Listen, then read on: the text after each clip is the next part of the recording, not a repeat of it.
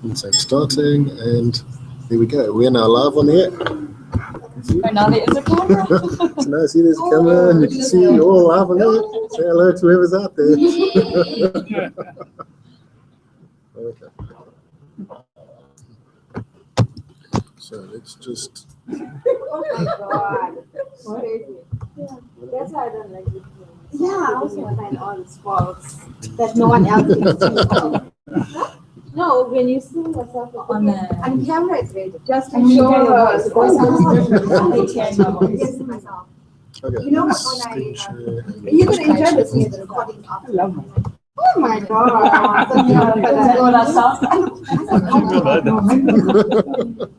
Like before, she just saw herself before us. Oh my God, my son. And I mean, it's fine. So you see everything. So it's being shared. So what's on that screen over there is what's being shared. Okay, let's kick this thing off. So welcome everybody. Sorry for the delays. My machine is still misbehaving. This other Abdul's machine seems to be working a little bit better.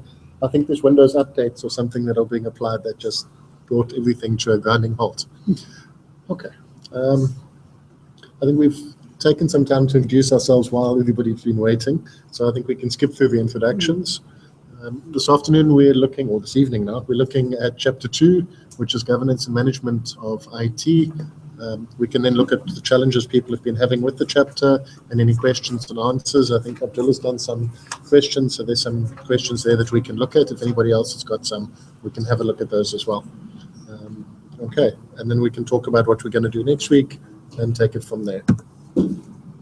Okay, as I said, introductions we've pretty much done. I'm not sure who we've got online. Let's see. We in fact have 3 viewers online, so welcome to all our online viewers. I hope you enjoy the session this afternoon. Okay, I don't know where we see any questions and the like that we might get from them, but we'll have to figure that one out.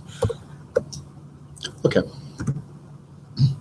So just a quick recap on the preparation for this week. What we had said is read Chapter 2, try and get through as much of it as possible. There were 46 pages of that. Make notes of things you don't understand, bring those areas here, we can discuss them. Do sample questions, aim to do at least 20 questions.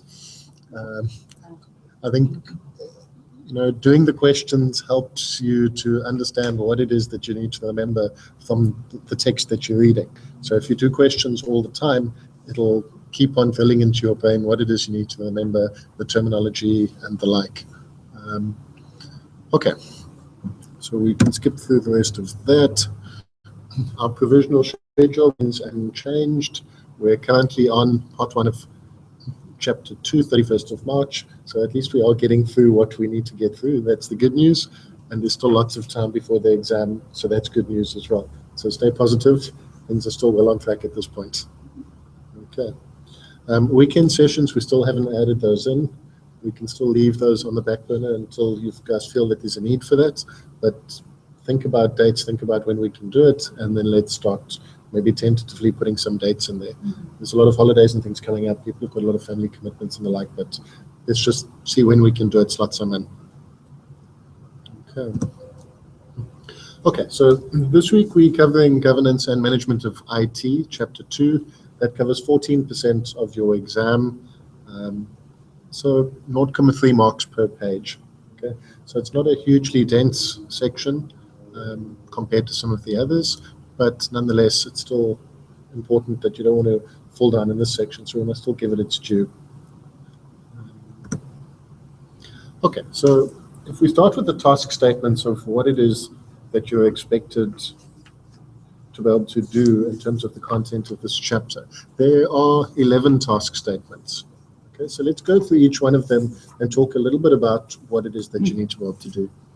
So the first one is evaluate the effectiveness of the IT governance structure to determine whether IT decisions, directions, and performance support the organization's strategies and objectives. So the key here really is that the organization strategies and objectives are the most important thing in your life. Okay? And everything that IT is doing needs to be supporting the organization strategies and objectives. So those IT governance structures must make sure that IT decisions, directions, and performance supports that organization's strategy and objectives. Okay, so whenever you get questions around this, everything has to align back to organization strategy and objectives. And if you start to see those in the answers, that gives you a clue as to whether you're on the right track or not. Okay, so statement 2.2, evaluate IT organizational structure and human resources, personnel management, to determine whether they support the organization's strategies and objectives.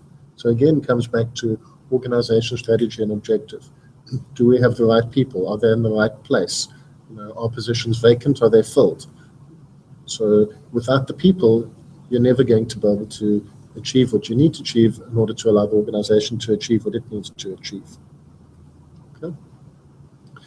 Point 3, evaluate the IT strategy, including the IT direction and the processes for the strategy's development, approval, and implementation and maintenance for alignment with the organization's strategies and objectives. So yet again, it comes back to the organization's strategies and objectives. So IT can never exist in isolation. It's not in this little bubble. Everything IT does as a support function or even as a technological advantage or strategic advantage for the company must be supporting the organization's strategies and objectives. Okay. 2.4, evaluate the organization's IT policy, standards, and procedures and the processes for their development, approval, implementation, maintenance, and monitoring to determine whether they support the IT strategy and comply with regulatory and legal requirements. So a whole lot of different sub-elements to that. This is the first one where they're talking about supporting the IT strategy rather than supporting the business strategy. But all the ones above have said IT strategy supports business strategy. So indirectly, even these have to come back to supporting the business strategy. So when you're setting those IT policies and standards, they still have to support the business strategy. You can't be setting something here at an IT level saying, well, we're not going to allow remote users access to the network, when the business strategy is, let's give people freedom and let them work from home. Okay, they have to be aligned.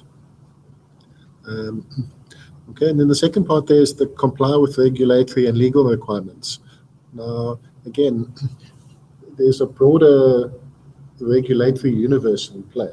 So an organization operates within a country or a set of countries, and as a result of that, there are various laws and regulatory requirements they have to comply with.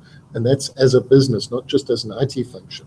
So all of that forms this regulatory universe. So normally within an organization, you have a legal person who is in charge of making sure that this regulatory universe is there. And one component of that will be the IT function. So we don't do this in isolation of business. You work with that legal or regulatory compliance person to ensure that the IT component is dealt with. Okay, so again, we work with business, not in isolation from. 2.5, evaluate the adequacy of the quality management system to determine whether it supports the organization's strategies and objectives in a cost-effective manner. Okay, so quality is important. We've got to make sure that we do things right, and we must again make sure that those quality management systems support business. 2.6, evaluate IT management and monitoring of controls. So that's your continuous monitoring that we spoke about previously, and quality assurance. Okay, and that's got to be compliant with the organization's policy, standards, and procedures. So see, everything is interrelated. They all tie together quite nicely.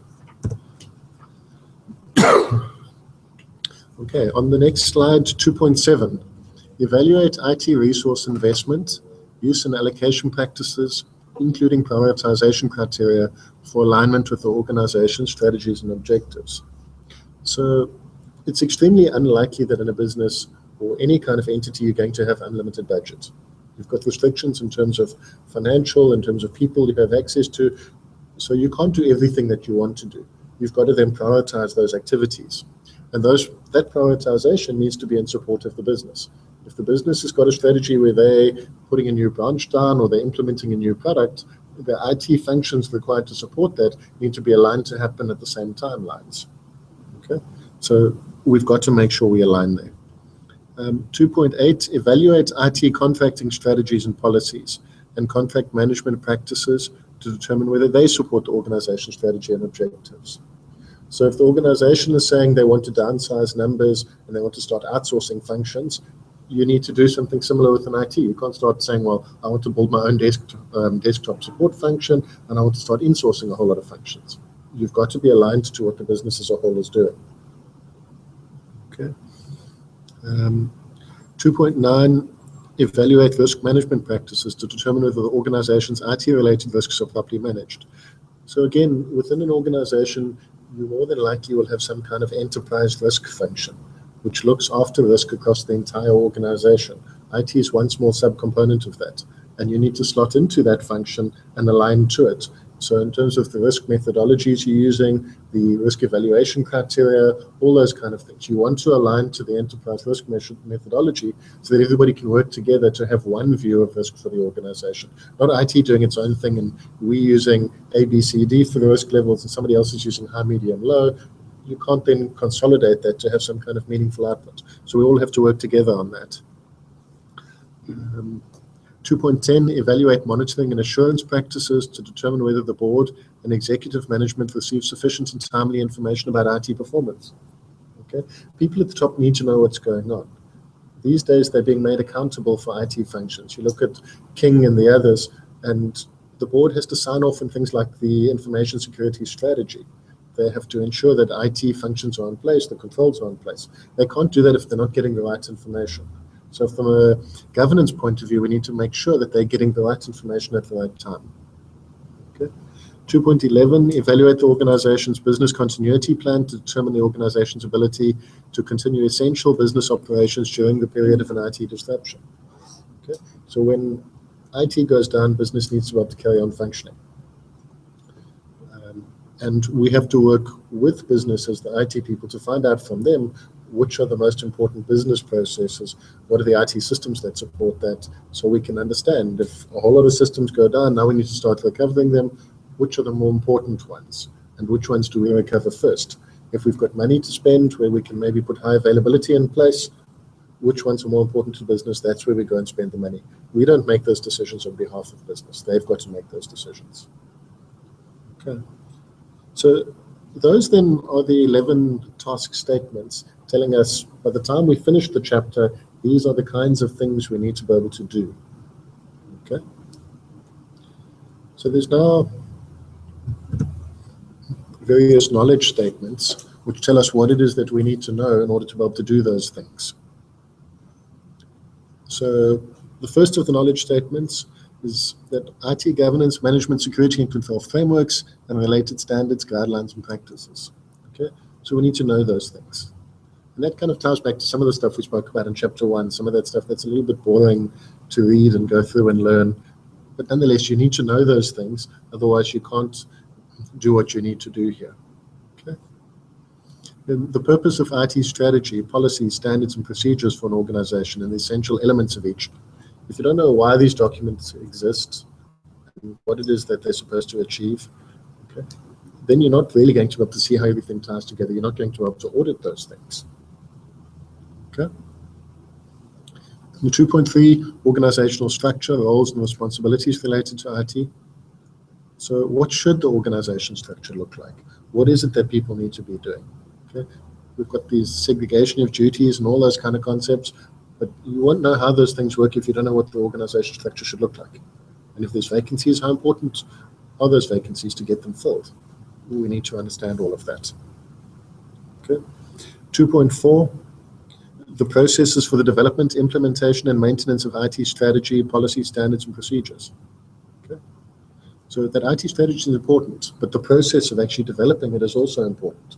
We need to understand how we come up with it to make sure that when we come up with a document, it's got all the right inputs from all the right people. It's something that's credible, it's aligned to the business strategy. Okay. Then 2.5, the organization's technology direction and IT architecture and their implications for setting long-term strategic directions. Within IT, there's a lot of building blocks that need to be in place. You know, nothing's ever as simple as saying, well, we need this new system, let's just go out and buy it and put it in place. You know, you've got network infrastructure in place, you've got active directories, you've got remote access systems, you've got monitoring tools, all sorts of things which all need to be in place and all need to be functional. When those are in place, then yes, it's much easier to go and bring new applications and put them on board and to assist the business in what they're doing. So one has to kind of take care of that background kind of activities while at the same time looking at what the business is asking for. So you've got to cover both elements. Okay? And that's where that architecture becomes so important, because it's giving you that future roadmap in terms of what you need to do. 2.6, relevant laws, regulation, and industry standards affecting the organization. You can't comply with laws if you don't know about them. So somebody's got to be responsible for making sure they understand what are those relevant laws, what is the regulation. Okay? And that's where if you've got a legal compliance, regulatory compliance person within the organization who's taking care of that regulatory universe, it's much easier. You can work with them and they can figure out which pieces of legislation does IT have to deal with, rather than IT having to run it around and repeat the exercise that's already been taken care of within the business. Quality management systems, okay, we've got to have those in place. And systems there being the people component, the process component, technology component, not just a piece of software. Then the use of maturity models. Okay, you need to know how to use maturity models. You cannot have an organization which is equal maturity in all elements across the entire business. So you're going to have to pick and choose and see where are we now, where do we want to be, and how are we going to get there. And realize that, you know, if you take one of the CMMR models, you're not going to want to be a level 5 across everything. You probably don't have the people to do it. You don't have the budget to do it. So pick and choose those areas that are important. Agree across the business what's important. Then you can go ahead and try and achieve those things. Okay. Process optimization techniques. When you start to want to get to level 5 of the CMMR models, process optimization has to be built into all your business processes so that you continually optimize them. And then 2.10, IT resource investment and allocation practices, including prioritization. Okay, so there's your portfolio management, your value management. So when you look at all of your different projects within the business, you've got to know what the priority is between them and manage them accordingly. Okay, and that's where that project management also comes into it. So that's really then the first 10 knowledge statements. We then have the last 6 on the next slide over here. Okay, IT supplier selection, contract management, relationship management, performance monitoring, including third-party outsourced relationships. Very few businesses these days do everything themselves internally. They make use of a lot of external service providers. Okay, but often what happens is they don't spend enough time looking at the contracts when they sign those people on, and they don't make sure that everything that needs to be in place is embodied within those contracts. There's a lot of discussion and agreement. And when one of those 2 people leave who are involved in those discussions, then the business is left in the lurch. They've only got the contract that's on paper. And then how do they make sure that they're getting what they're actually paying for? And that they're not just getting the service, but the service is being done correctly. So it's not just good enough that, let's say, your website is up, but is it being patched in the background? Is somebody monitoring it? If it gets hacked, who's going to notify you? Whose responsibility is it? Okay?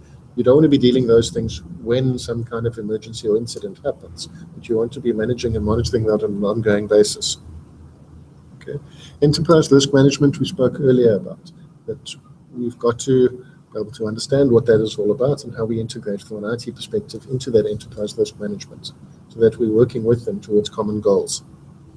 Okay. Practices for monitoring and reporting of IT performance. Okay, so that's that upward reporting to management to make sure they get the information they need. So that's where you're going to use tools like the balanced scorecards and key performance indicators. Okay, so we're giving them the right stuff. IT human resources, personnel management practices, used to invoke business continuity plan. So when something happens, when there's an incident, who's going to make the decision as to when you invoke the business continuity plan? Those things are often not straightforward. If you only had one system and that system is now not working, and there's a decision, okay, now we're going to move to the DR site to bring that system back up and running, well, that's easy. Okay. But now if you've got, let's say, 10 different departments working off one system and one department can't work, the other 9 are working perfectly, and they're saying, well, we've got to stop everybody from working for 6 hours to move you all over to the DR site. I'm telling you now, those 9 are not just going to say, yes, fine, let's do it. They're going to be saying, no, you know, wait till tonight or wait till lunchtime, do it at some point when it doesn't disrupt us. So who's going to make that decision as to, you know, what do we do about that? Okay.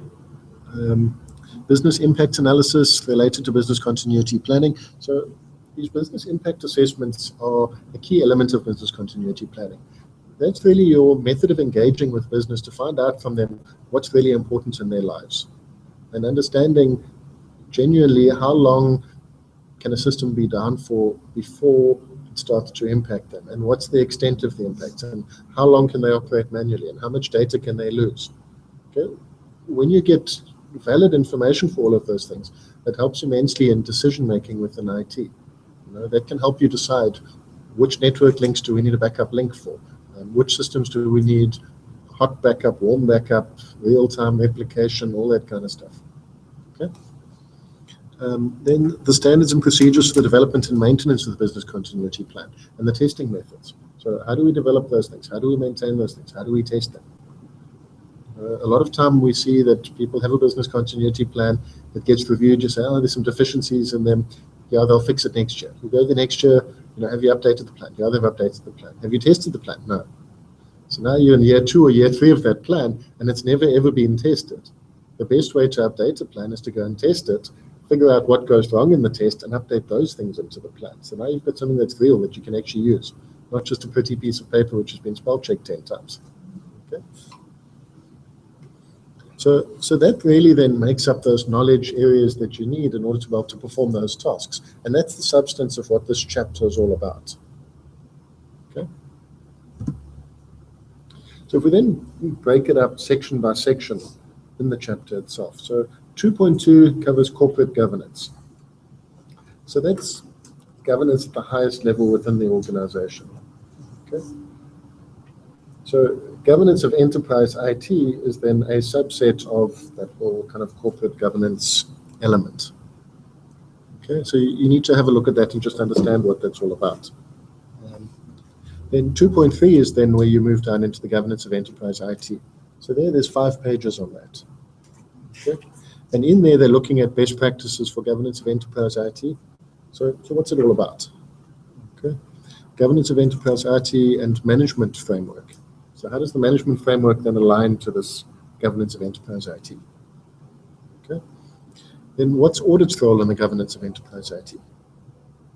So we're doing all of this towards the CISA qualification, which places us in the auditor kind of bracket. So we need to understand clearly what is it that we need to do with on all of this. Okay. Then your IT governing committees. So what do you need to have in place? Everybody talks about you need a steerco. Is it really, do you need just one steerco? Who's got to be part of that? Where does it report? Do you still need an architecture council? What do you need? So have a look at all of that. Make sure that you understand what's in there. Okay. Good afternoon. Welcome. Okay. Then your IT balance scorecard. Okay. You've probably all heard the expression is that people do what you measure them on. So if I measure you in a particular area, that's where you're going to focus your efforts. So when you set that IT balance scorecard, it's also critically important that that genuinely covers the key elements of what the IT function needs to do.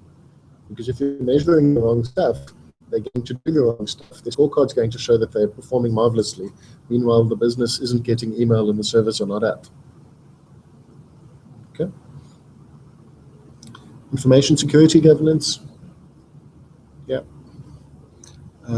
Effective information security governance and enterprise architecture. So a lot of different elements then making up governance of enterprise IT. It's only 5 pages, so you'll need to read that quite carefully to make sure you can remember a fair amount of that. Okay. 2.4 then, your information system strategy. So 2 parts to that, the strategic planning itself and then the steering committee. The steering committee's function is to make sure that that plan gets effectively executed. Okay. 2.5 covers those maturity and process improvement models. Okay, only 1 page on that, so you'll need to just make sure you look at that.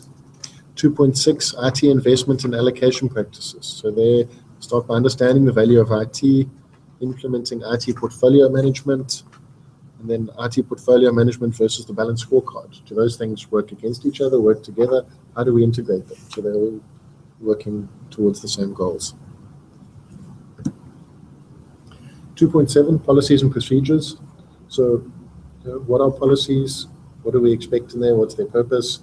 Do we know the difference between policies, procedures, standards, policy statements, policy framework? Things can start to become quite confusing. A lot of people start using those things interchangeably. Okay? They're not interchangeable. Okay. So, yeah.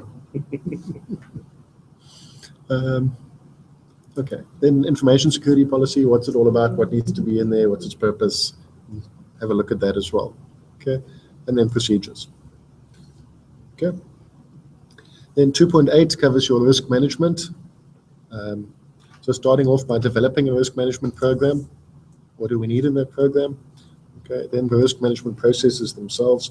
What's it all about? What do we have to cover there? And then the different methods for risk analysis.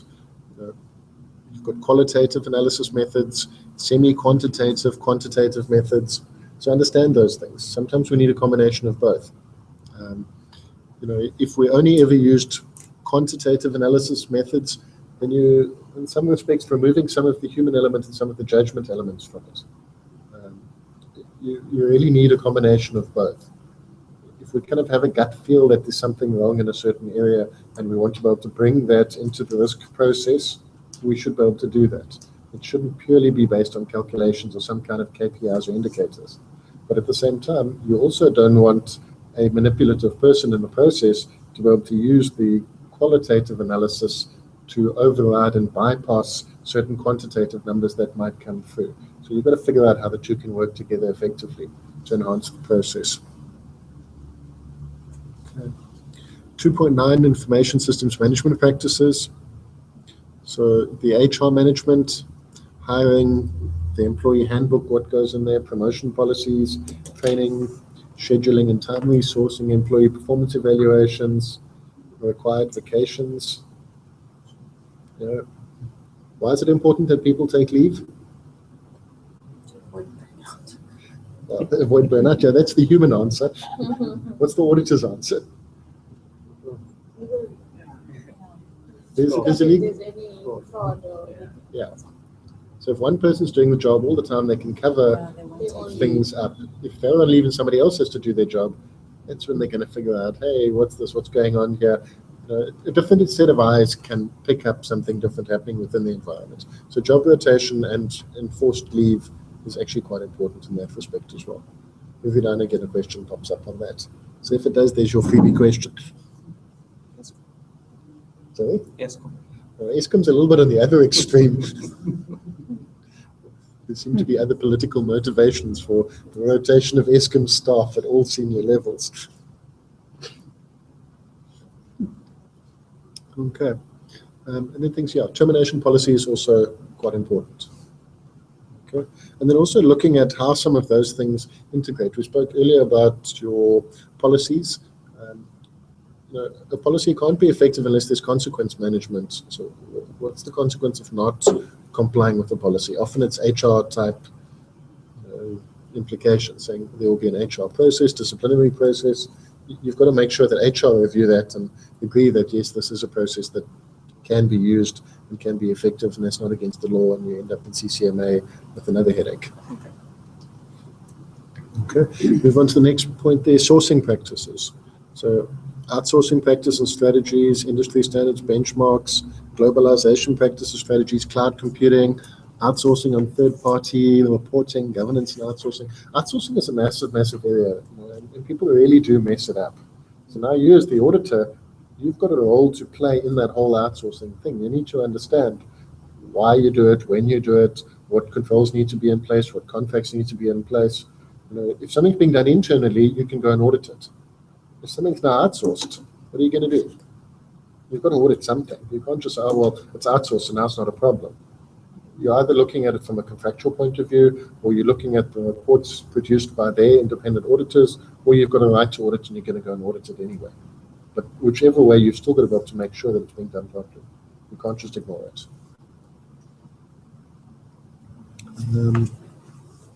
Okay, and then also in that is all that whole third-party service delivery management. So are they having their monthly and quarterly meetings? Are they evaluating the performance of the outsourcer? And are they doing it more than just from a uptime service kind of point of view? Are they looking at all the support functions as well? Again, organization change management, also critically important. Whenever you're implementing a new system, you want to change your business process, you want to do anything, you're going to experience extreme resistance within an organization. So having change management function and capability within IT helps you to overcome those things. And understanding those things, understanding change management also helps individuals deal with that within the organization. Financial management practices can't ever get away from finance. You've got budgets. You need to make sure that you spend your budget, otherwise you lose it the next year. You don't want to spend money unnecessarily. A whole lot of things around there. Quality management we've spoken of before. Information security management. You'll see the term information security management. ISMS comes up. That's something required by King. It's required by ISO. You need to understand what that's all about. We then have performance optimization, critical success factors, methodologies, tools, techniques. So what is it that happens in that space? Okay.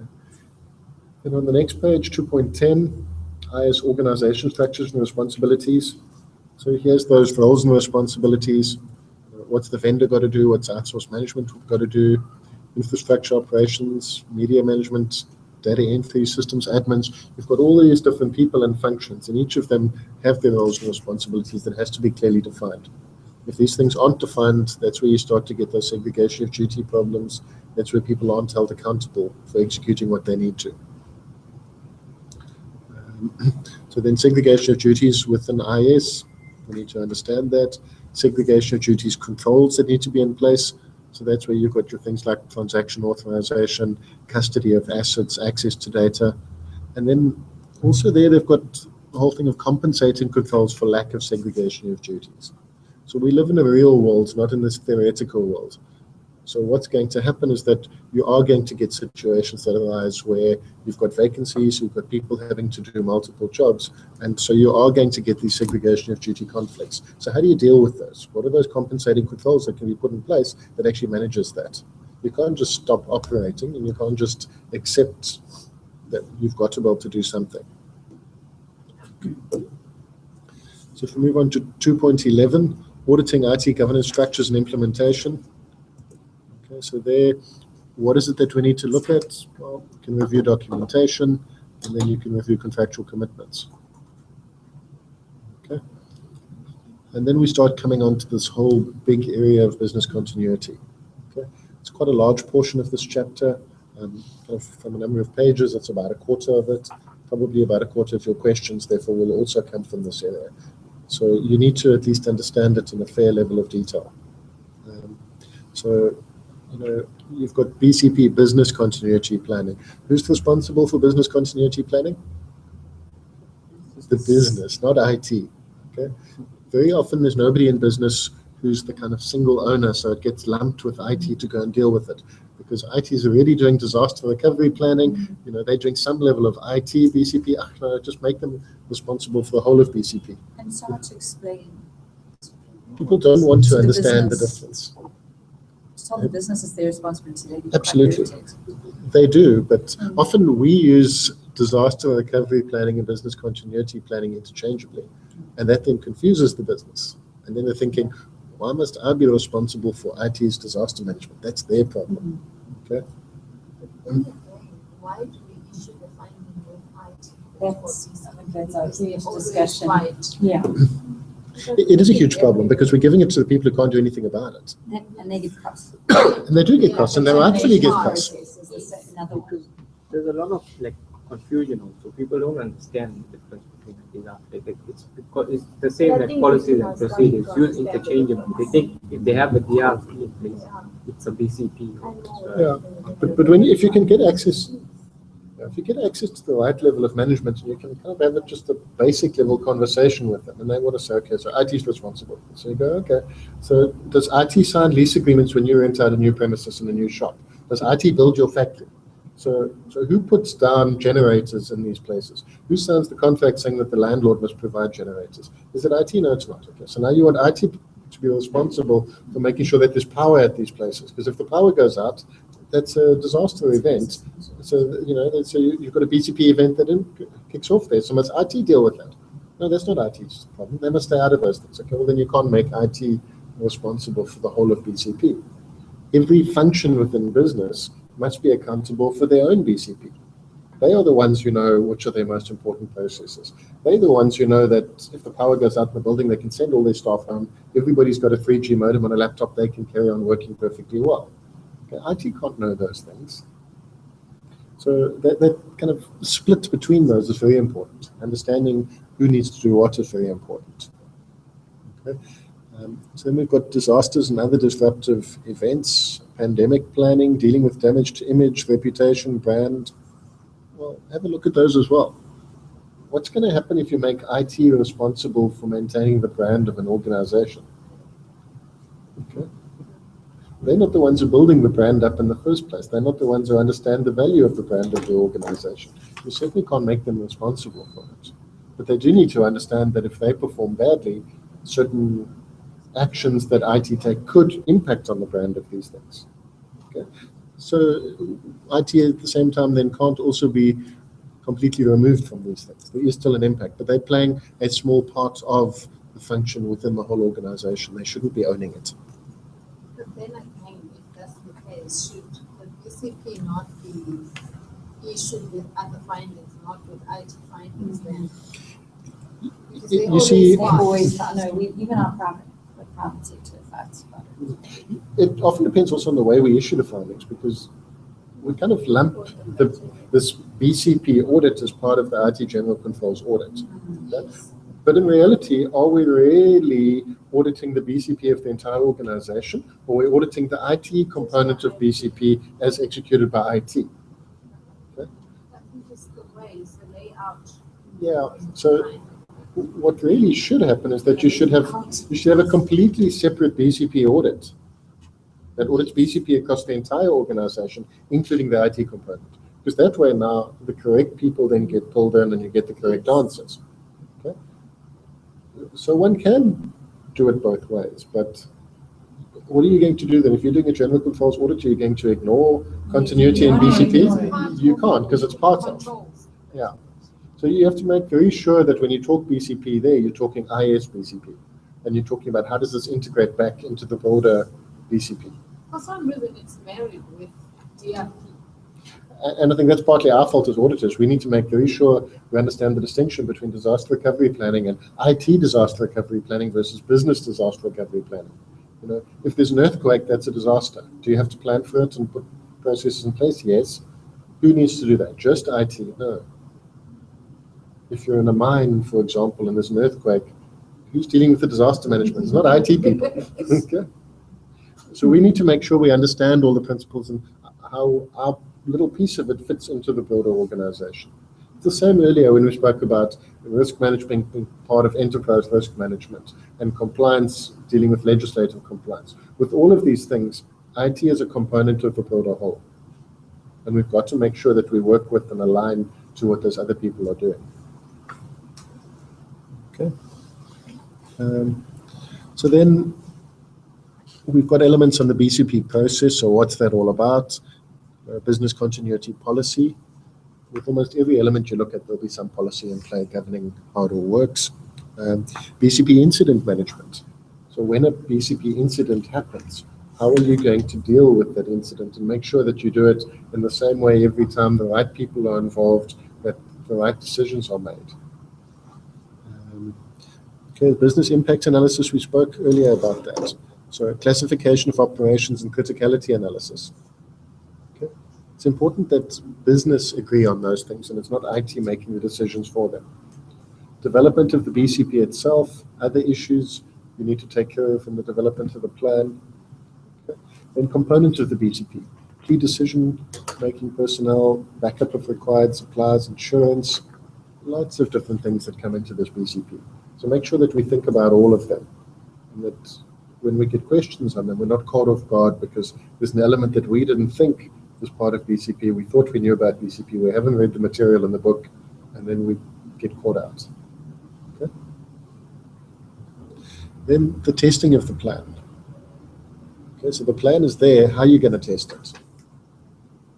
Okay, that's not a simple thing. It might sound simple, but the plan needs to cover many different scenarios, many different things that can happen.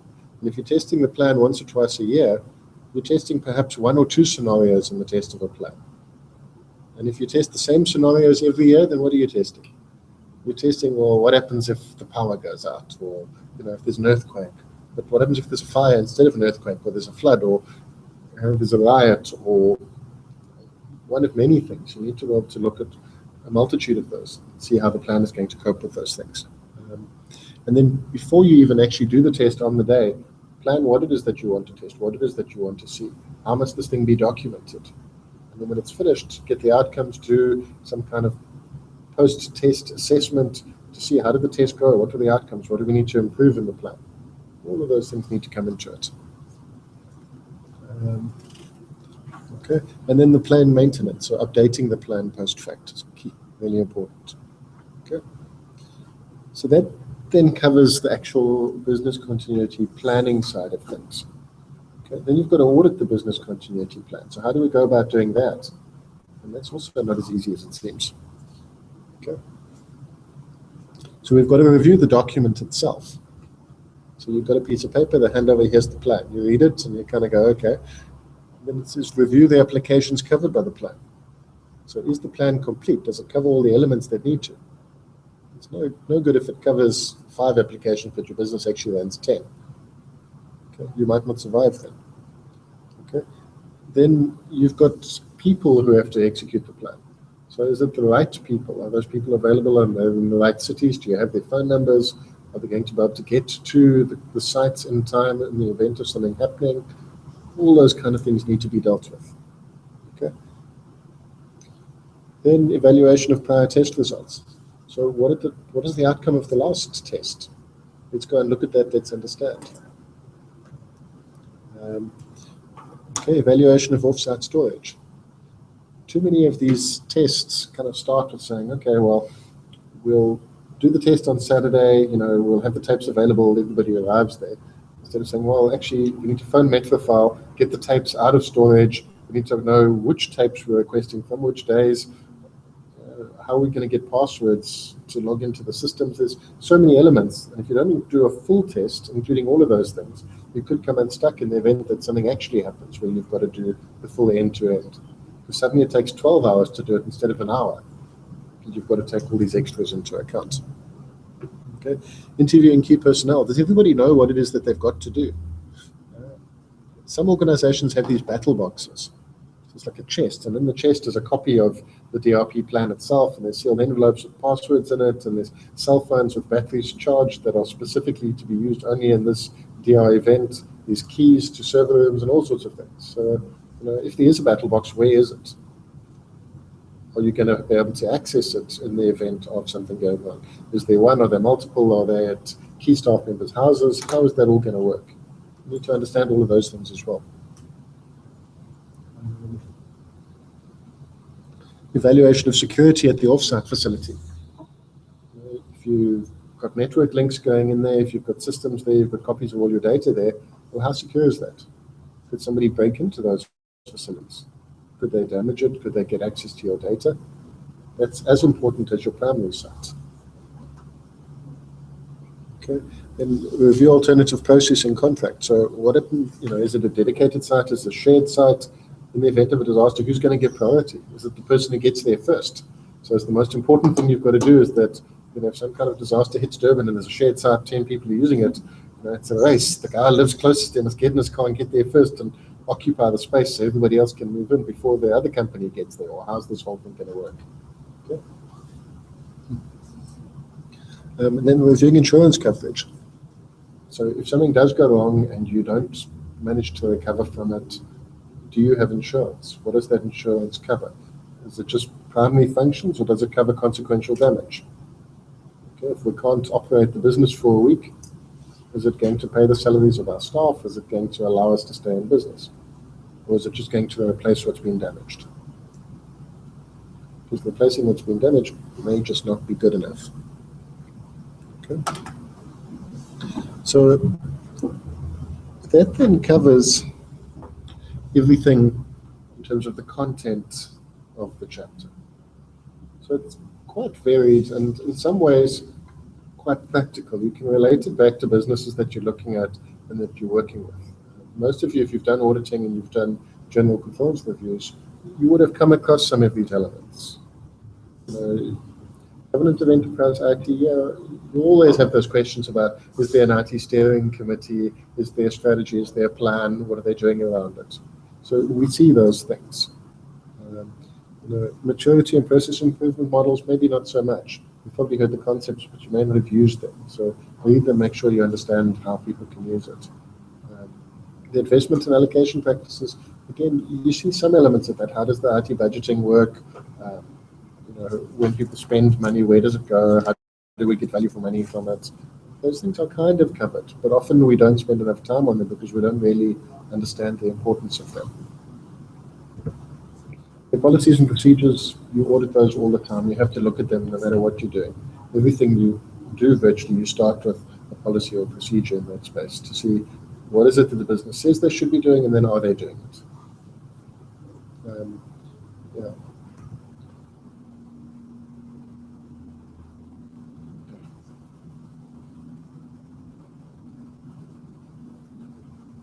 So most of you have read at least part of what's in the chapter.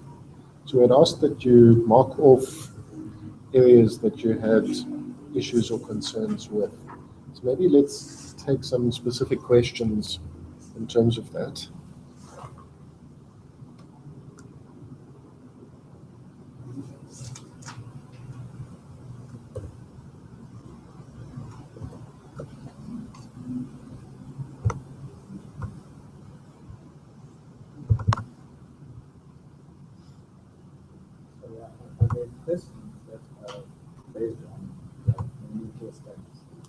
Yeah, they are things.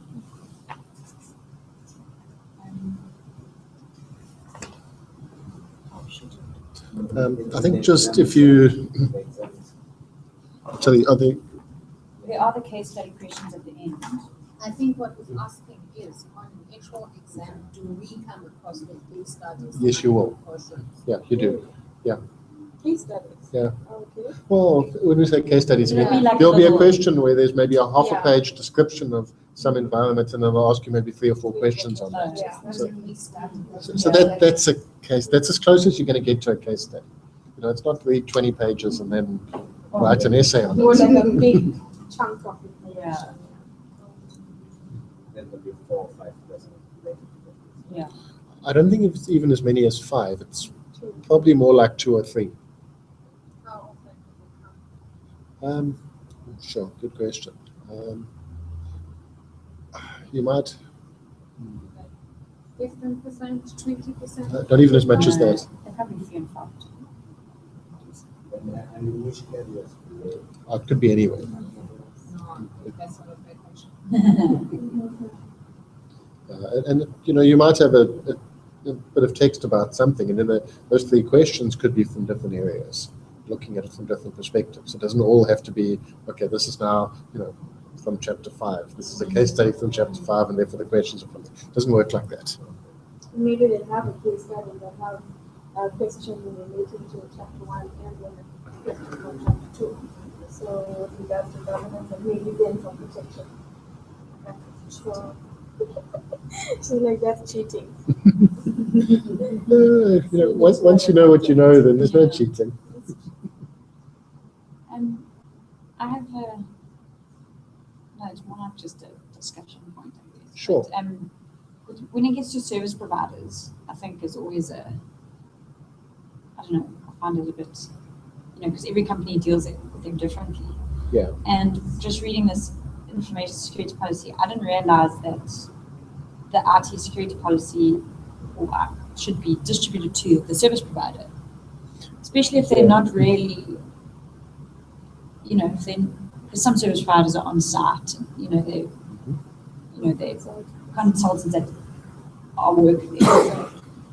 But yeah, I don't know, I haven't really ever looked at it from that aspect, because I'm pretty sure some companies and some service providers, their service provider has no idea what their security policy entails. Yeah, it can be a very difficult one for service providers. A lot of the contracts that service providers are asked to sign, or even that their staff are asked to sign, will say things like, they have to comply with the organization's policies and standards. Okay? And then they happily sign that, but they never ask for those documents. So they sign it and accept that responsibility without ever actually knowing what they're signing up for, which is quite a problem. But then if the organization is also not distributing it to them, It's each you party's know, fault. if that ever ended up in court, yeah, it's going to be an interesting battle. So absolutely, it is something that needs to be dealt with contractually, and those documents must be provided through to the service providers. So, I mean, we always ask the question, how do your employees, how are they communicated, or how do they know about them? But I've never thought about the question, how do your service provider? I think that, you know, the IT department will go, well, I don't know. Yeah. So it's good to know. I mean, It's a very difficult one. I mean, in my previous job, we had two main service providers who had multi-100 million rand up to billion rand type contracts. So we would provide them with policies and standards. And every time we were updating a policy, we would actually ask them for input to say, well, this affects you, so how about giving us some stuff? And they very seldom came back with anything. But anyway, we kind of went through the motions. And then when it was now updated, we would now hand it over to them.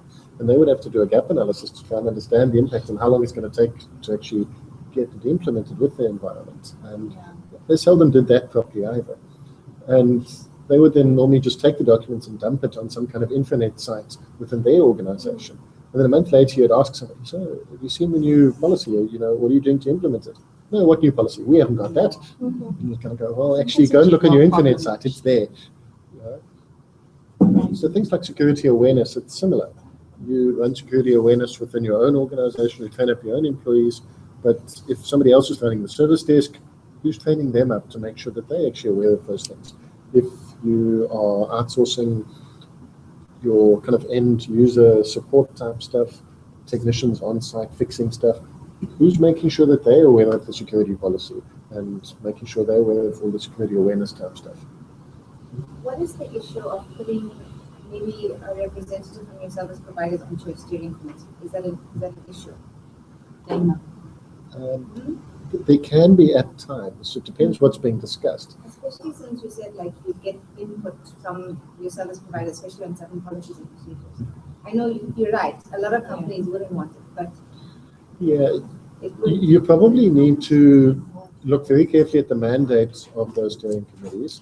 And yeah, you probably then want to put them as an optional invitee.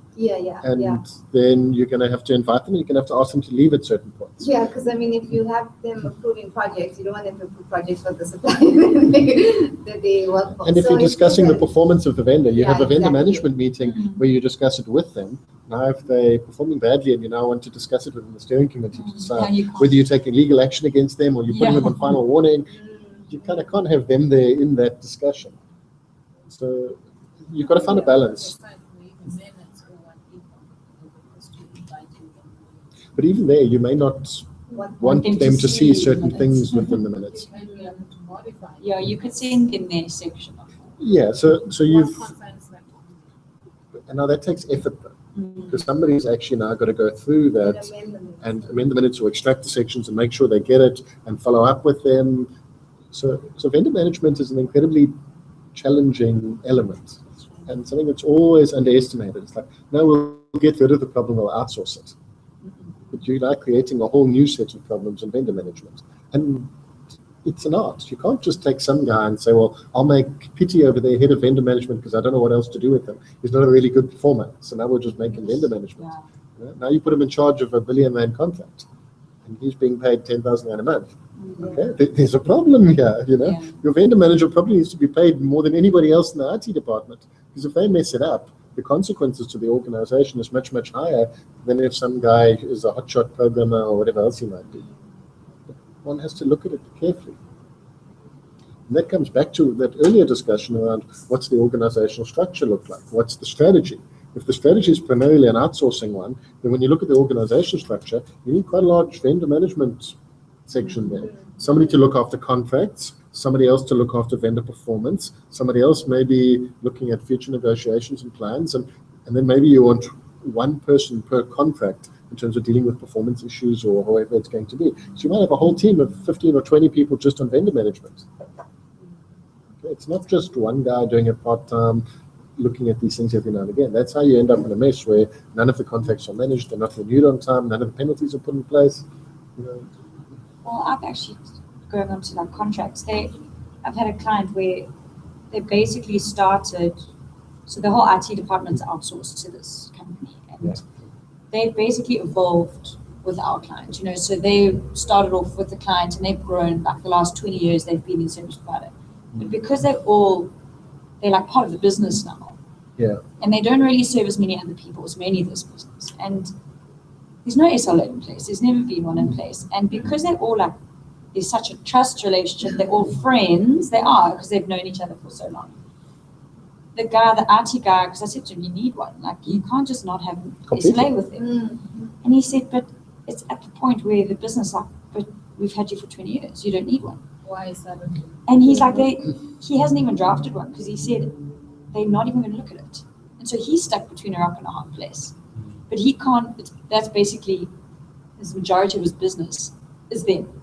Yeah. So he can't just say, well, I'm not doing any work because he will get So it's a hard one because what do you advise? It is a very difficult one because what can happen then is that if there's some kind of fallout, okay, something happens, a few new people go into the recipient organization, they now start saying, well, I'm not happy with this. You know, we're trying to move the business from here to here. You're holding us back now. You're not doing this, you're not doing that. Where's your contract? Where's the SLA? I need 99.9% uptime. You're only giving me 99.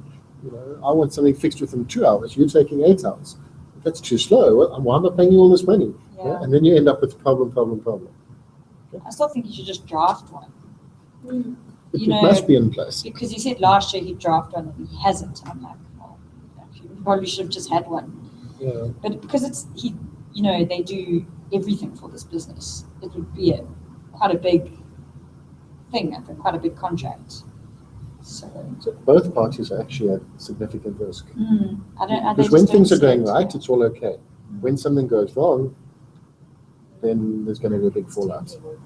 And now they've just got a subsidiary, so they're like, he's working there now, and it's getting very complex. And I'm like, there's like nothing. He's just doing the work. And then, are they not overly dependent on one individual? What happens if something happens? He decides to immigrate or something and sell his business to someone else. Then that's the thing. There's one guy who's the outsourced IT company. He knows everything, and he knows the business so well because he's grown with the business. And if something happens to him, so that's also continuity as well. More than just that, but and then you've got to question the dependence. So if the best thing for the company now was to replace the service provider, and he's Mr. IT and giving them all the advice and input, he's not going to say to them, actually, you know what, you need to replace me with 3 different organizations and put a service organization there and get a new network provider. He's not going to do that. So I don't know what their level of IT competence is, whether they've got an IT director, manager who kind of knows what's going on. He is He is everything. Then that organization is at massive, business, IT, there's nothing like really gelling them. And to make it more complicated, he's also the developer. he's literally... So now you've got segregation of duty problems, you've got massive fraud risk, you've got all sorts of things going on. Yeah. Exactly. And because it's the IT environment, it's tiny. I mean, it really is. It's him and like 2 assistants or something. I'm like, it's huge. I mean, the audit knows it's huge risk, but it's like, what do? He knows the business, but if you say to the business, well, what's stopping him? Nothing's stopping him. But they need to be involved with more reviewing of transactions. Understanding. But the business doesn't know enough to review that. So they need that. Can't they make him part of the business? Give him a 10% change. He's so involved in the business. I don't know. I mean, he's a vendor, but he's not a vendor. Like, it's weird. So those are find it highly tricky, problematic. Like advising. I'm like, but it's like, no, we just, I've been here for so long. I'm like, no, it's not an excuse. He trusts himself, so he expects his client to trust him. Yeah. And I think they're more like management. He's like also friends, like they're all friends, and that also can be a massive problem where people have been working together too long. then you'll find internal people in the organization will cover for problems on the service That provider is side of actually the things. problem. So when somebody messes up, they're not held to account. Oh, you know, I know him, you know, he didn't mean it, it's not his fault. Okay, but now the contract says you should be paying us like, you know, 5 million rand penalty for non-performance. No, let's give them excuse performance. They mustn't pay that. Yeah. It's like, come on, you know, what gives you the authority to waste 5 million rands worth of the company's money? Do you have delegated authority? Does your CFO know that you just signed this thing saying that guy doesn't pay the 5 million rand? Yeah, there's a lot of those challenges that go on. So it's hard because you know nothing will. I doubt they'll change anything. But All you can do is is show them the risks. show the risks and report the findings. Okay, if management choose not to do that, And if something goes wrong, you can say, well, but if you haven't said anything because it's a difficult, tricky Then thing, there will and be a something goes report. wrong, then absolutely. The auditors are always a good person to blame. You've got large professional indemnity insurance. Nobody else has got, so then you're the ones that go after. And you have to report it. they report it. Pretty You can substantial. put an auditor comment after. If they don't want to accept it. Yeah. So your auditors use a substantive audit approach to that. Yeah, they know. I mean, they know the issues, but what can they do? So, Okay. anyway, so that was an unusual case.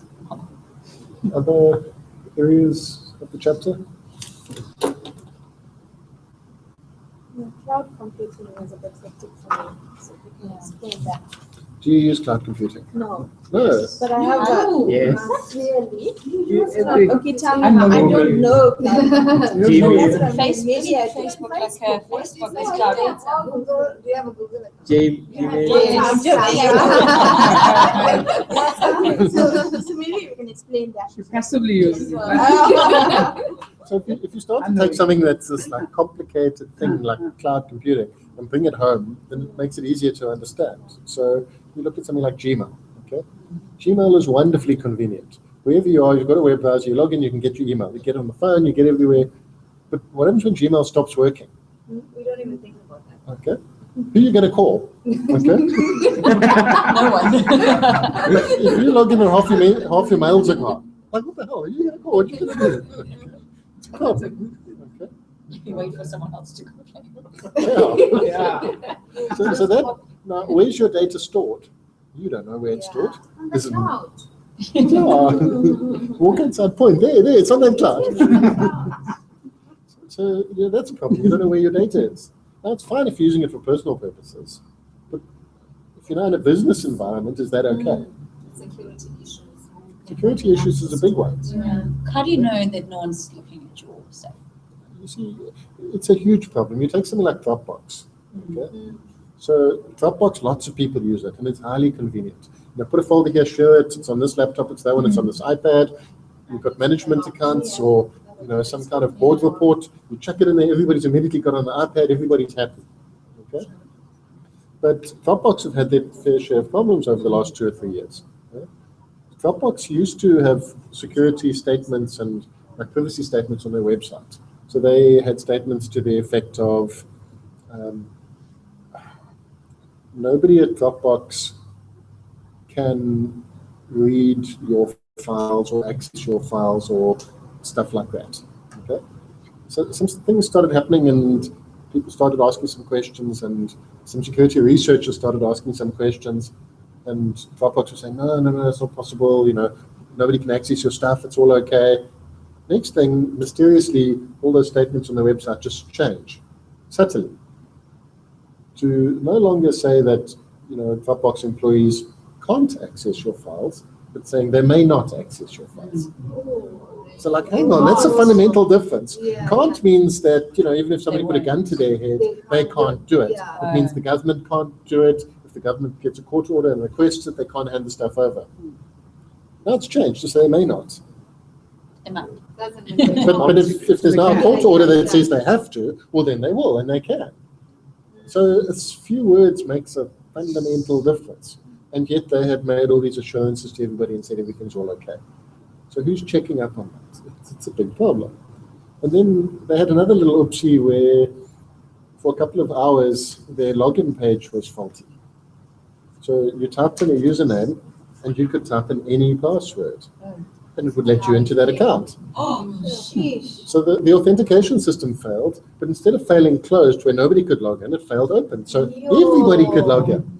Goodness gracious. And then they came back and said, no, it really wasn't that bad because, very few people actually tried to access other people's accounts. And it's like, no, that's really not good enough. how long was the period that they? A couple of hours.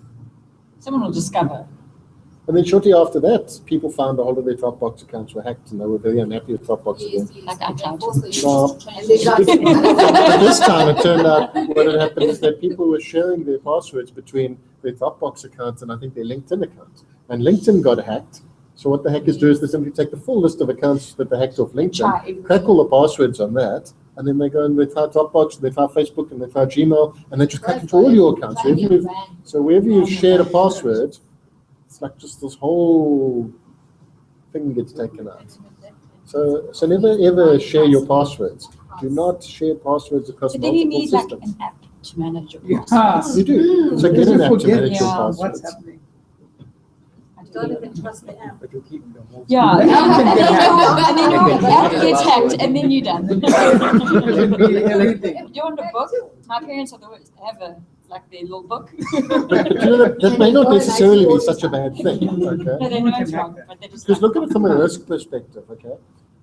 So somebody in China is very unlikely to get their hands on that book. Yeah, that's true. An intruder in the house.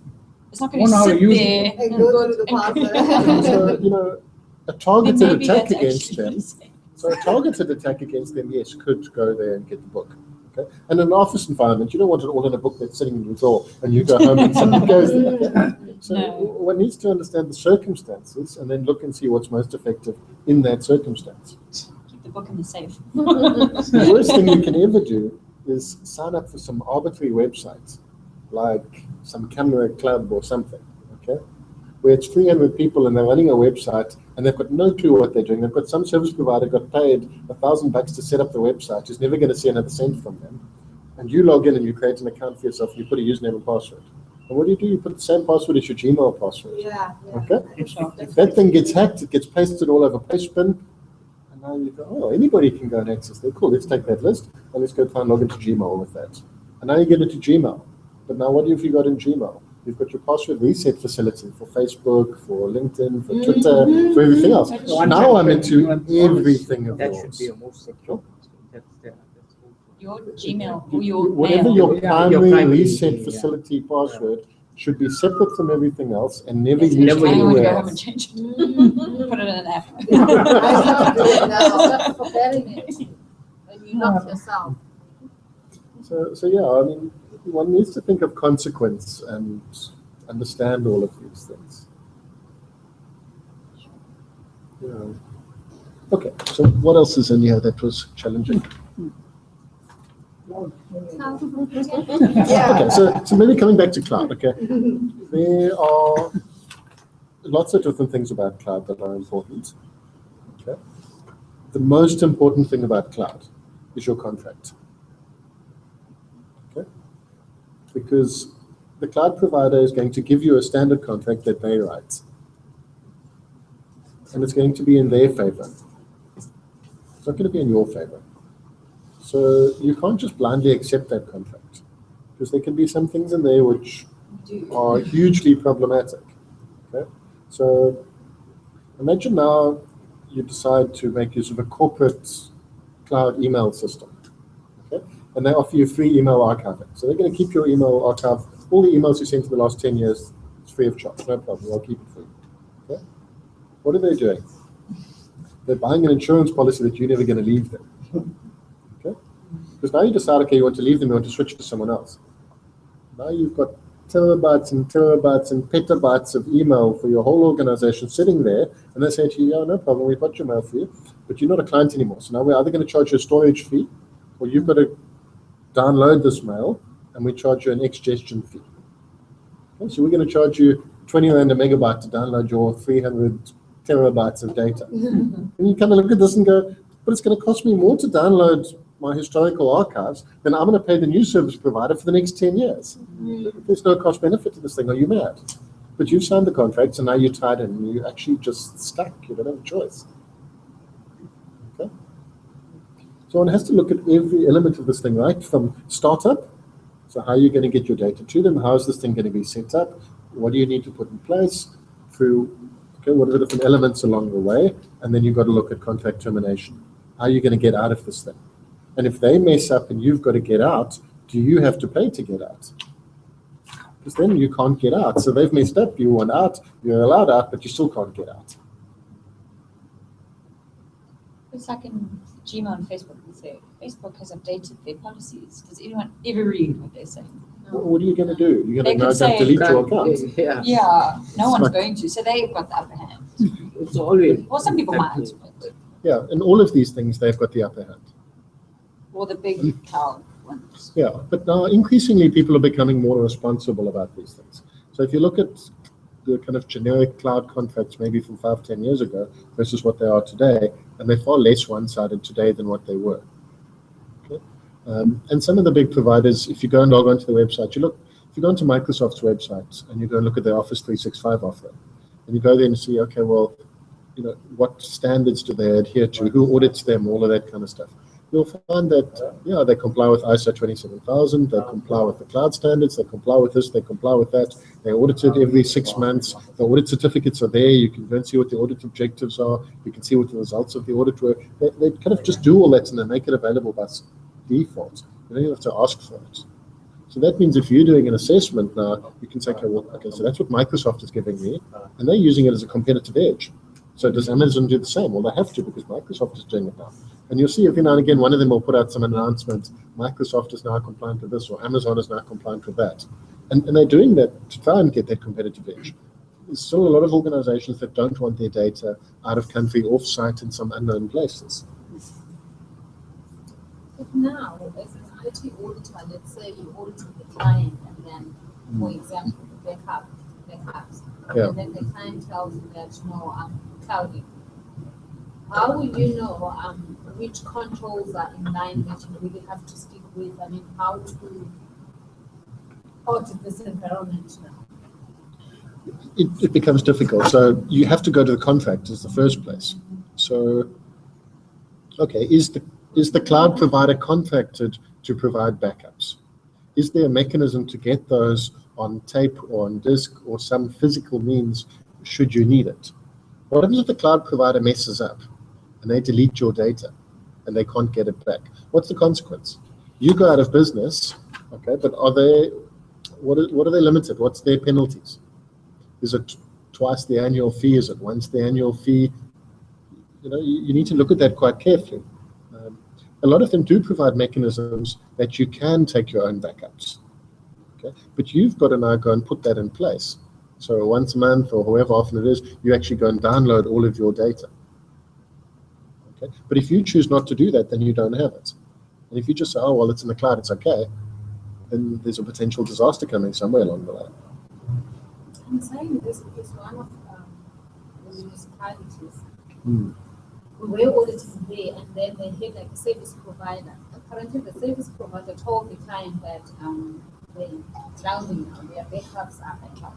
And obviously, he's actually talking to a CFO that doesn't understand that. All he knows is it's a better way of saving your data whatsoever.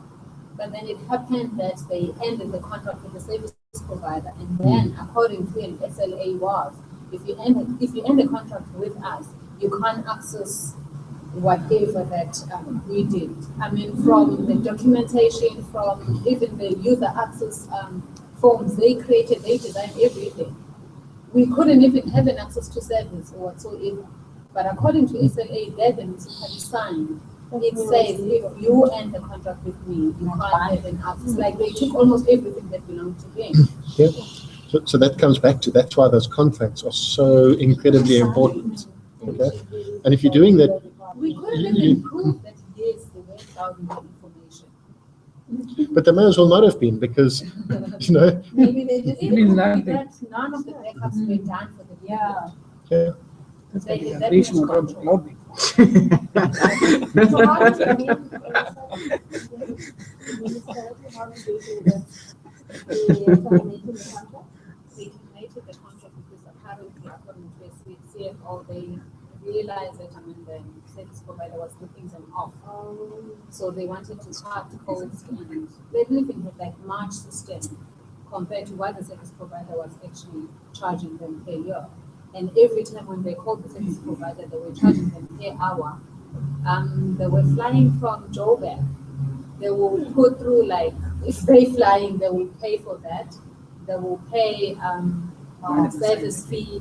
They will pay if the consultant is to take Someone over. made money. They will cover like the full cost. But when you It's go to an obvious. SLA, that's what it says. But someone didn't read it. But sometimes Yeah. there's something that the system can't do that needs to be fixed by the service provider. Yeah. But if they log the call, they need to cover the cost for that. That's why the public sector is such a big. Who is held accountable? Everyone for wants to get SLA? a piece of the pie. No, but the CFO will say, I needed like some solution because I don't understand anything with IT. And then I found the company, and then the company was willing to do almost everything. Then I say they need maybe legal advice. Yeah. Completely. Yeah. So, Then that also costs. But some But it's much of the same thing. That's a lack of understanding. Don't they have internal legal? Yeah, They should have. they So should the be internal of legal. they might have legal, but is that internal legal more looking at how they're going to recover money from people who don't pay, or are they going to be qualified to look at a cloud contract going, I don't know what the hell this thing is. Need to get They experts. didn't even have access to their own server room. No, man. But that's illegal. I mean, as their phone is No, Is they it don't CFO have or- like an They IT need to have department. They need kind to of have understand. Corporate services. So there it's a biometric, not Basic totally access. access, but obviously for you to have an access to a biometric access, they need to log you by the service provider with Yo. and thus the CFO never needed to go to a server. What he needed to do. Yeah. Thus he didn't have an access to let us in. So we couldn't even tell if there is even a server inside. And then when they asking him, he said, no, surely there must be a server or whatever, domain, whatever. There must be something inside. Sure. No, It and was then fraud they over. come. They come and do what? I don't know, they come. No one knows. That's why they ended the contract. So there is no Sharp, sharp. monitoring of the No service monitoring. provider. Made them. So these contracts can be incredibly complex and incredibly one-sided. Yeah, it's one of those environments that you don't even know how to raise a finding. Disclaimer, yes. But these things are not that uncommon. Interacting with is so confused. What you're talking about. And for us to get You a are your service own provider now to answer one of our All questions, the money, right? he's saying, he's not dealing with that municipality anymore, they ended the contract. So he's even refusing to come down because obviously the municipality is not willing now to cover the full cost to fly the person down to the question. So they can screw the organization if the person that signs the contract doesn't understand.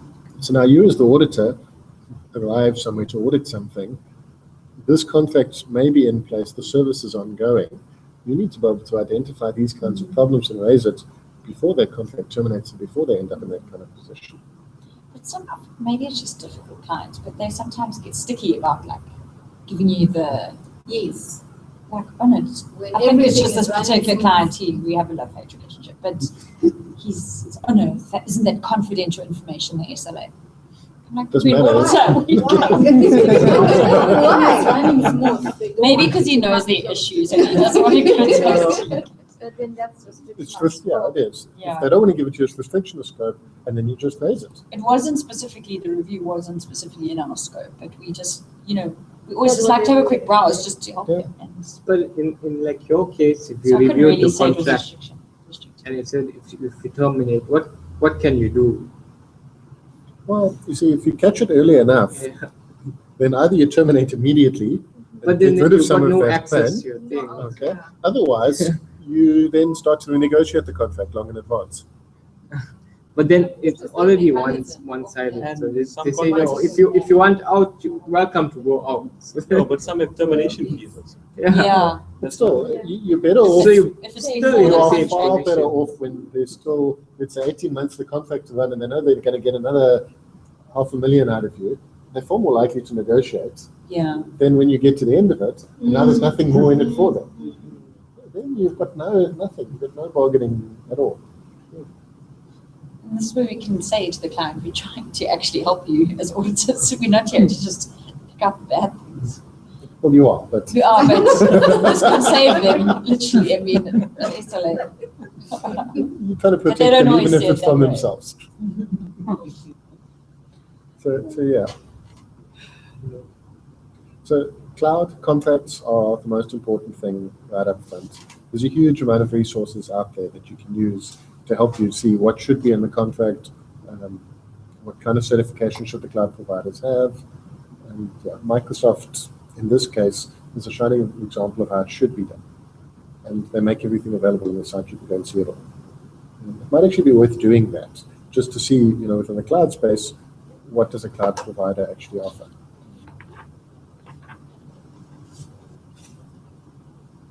In terms of best practice, how far should your backup be? Depends on the data. If it's critical data, Financial. like the financial You see- data for the ongoing So- continuity of the business. So financial data, I think legally is 5 years. 5 years, it's regulated. But nothing's ever completely clear. So if it's health and safety type data, sometimes it's got to be retained for the life of the asset. So you take something like one of Transnet's assets is the pipeline between Durban and Joburg. Okay. When it comes to things like repairs and maintenance and inspection data, that kind of stuff, that has to be retained for the life of that pipeline. So if that thing runs for 30 or 50 years, that data has to be available. If there was an incident in 30 years' time, and that pipeline was supposed to be inspected and maintained, let's say, once a year, you would have to be able to produce those reports going back 30 years showing that it happened all that time. But then one has to also look at it carefully and say, well, let's take a little example. Okay, so we do daily backups, we do weekly backups, we do monthly backups. Okay, and then we still do annual backups. So how long do we now keep each of these things for? Okay, and start to work it out. So do we have an archiving system in place? Because if we don't have an archiving system in place, then we've got every piece of live data actually sitting in the current live system now as we speak. Okay? And it's probably got RAID 5 or something, so we've got at least 2 copies on the live system. Then we've got a daily backup, so now we've got 3 copies. And we've got a Monday backup, a Tuesday, Wednesday, so we've got a whole week's worth, so now we've got 7 copies plus the 2, so now we've got 9 copies. Then we've got weekly backups times 4 weeks at least, maybe 5 weeks. So that's like 14 copies. Then we've got monthly backups, so there's another 12, so now we've got 26 copies. And then we've got 5 years at least worth. So now we've got 31 copies of our data. How many copies do we need for how long? Do we really need 31 copies of our data? That's an awful lot of storage space and time that you're wasting. Okay? So what tends to happen is people actually keep way too many copies of your data. Because when you're keeping all those historical copies, you're doing it on the basis that in a month's time, last month's data is not available. Not that in 5 years' time, everything you've done for the last 5 years is actually still available on the live system. So one has to analyze it quite carefully and figure out what are you trying to achieve. Because if there's some regulation that says you have to keep the data for 5 years, and it's on the live system right now as we speak, if somebody comes and says, I need the data from 5 years ago, you're not going to go to a tape from 5 years ago. You're just going to run the report and give it to them straight off the live system. So you're going to access that tape. So you need to just look at the big picture, the entirety of it. And what about the off-site storage location from the actual? But if I now have got 5 years of live data on the system and I back it up to a tape, and you take that tape to Metrofile or something tonight or tomorrow, you've got the entire 5 years off-site. Yeah. Okay. In a week's time, Metrofile can bring that tape back to me because they've got 6 more. And you've still got 6 copies off-site. So you don't need, one must look at it very, very carefully. The bigger challenge is what happens if something goes wrong in the data and something gets corrupted in the data. Okay? So now I think I've got 5 years data, but actually everything that's older than a year has got corrupted. So in 2 years' time, somebody comes along and says, give me something, you go and try and pull it, and it's sure that it's all junk, there's nothing there. Then you might need to go back to a tape. The restoration of data, things, testing. And then you try and restore the data and you find out, oops, we changed from 3/4 of an inch to 1/2 inch tape drives a year ago, and I don't have a tape drive that can read that data anymore. What the hell am I going to do now?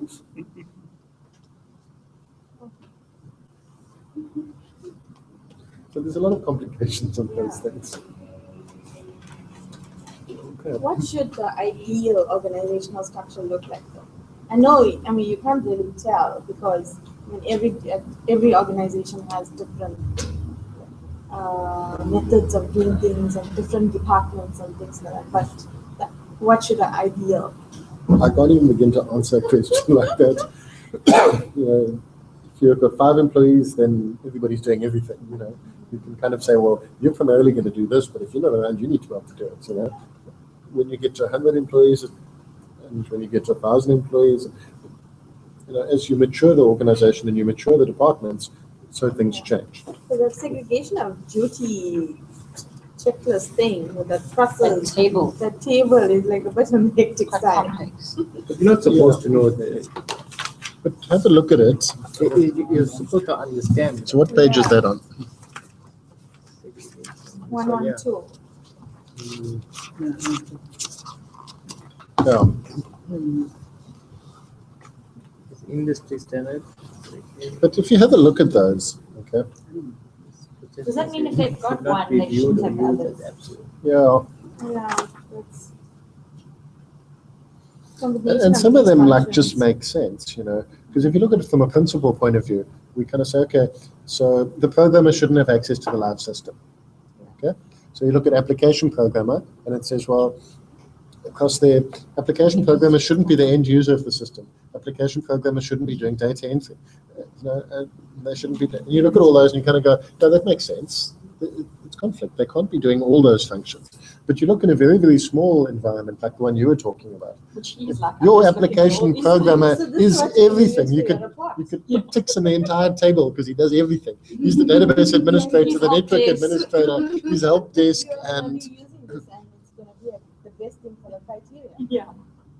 I should actually put this in database, network, systems, he does everything. System admin, system programmer, QA, he ticks everything.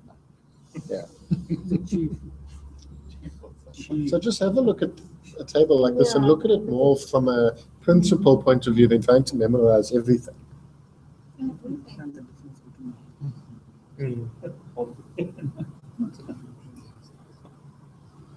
They won't ask you like this. They could say they could give you like 5 or 4 different pairs and they say which of the following are conflicting, you know.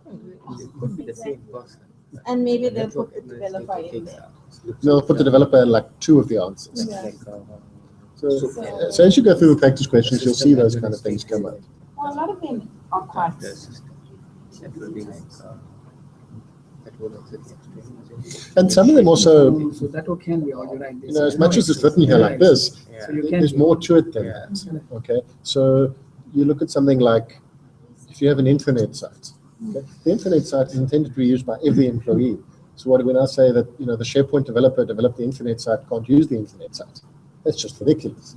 Where's the risk in that? Okay? But yeah, the programmer or the ABAP programmer, the SAP system with financial stuff or with HR data can't have access to the live system and can't be capturing stuff and doing that. Yeah, that makes sense. So what's the risk profile around something before you black and white say yes or no? But if they don't give you any background like that, then you go with the dead standard theoretical answer. If they give you context to the question, then read the context before you make your decision. Can I just give you a quick example and tell me if my suggestion was right or maybe something else could be that? I did a IT governance for a company, a private company, who's got a fully fledged IT department. Okay. And they have a sister company who's much smaller but doesn't have any IT department. So this main company runs their IT department. But the problem is that they have different board of directors, different shareholders.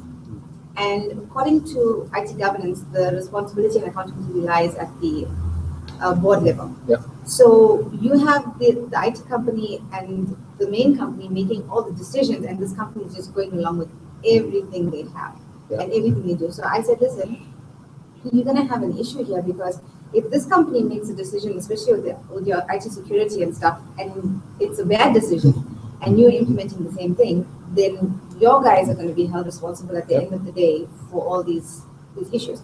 So basically, when I met with the CEO of the company, he said basically he doesn't want anything to change.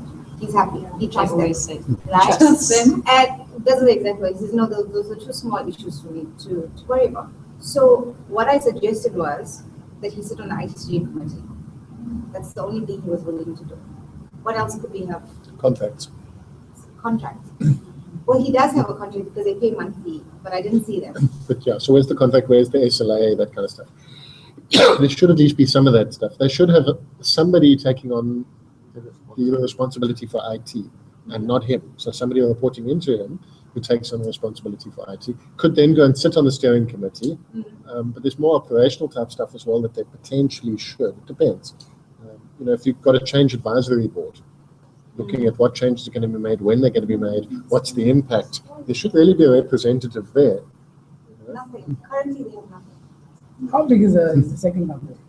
Well, quite big, but not as big as the first one. I mean, I think the first one has almost 1,000 employees, and maybe the second company has That's big.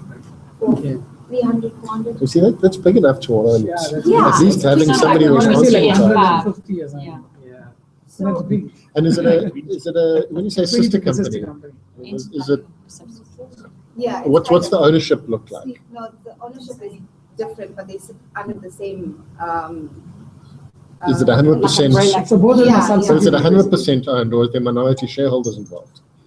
Because that can start to complicate it. If it's 100% owned, then there's probably less of an issue.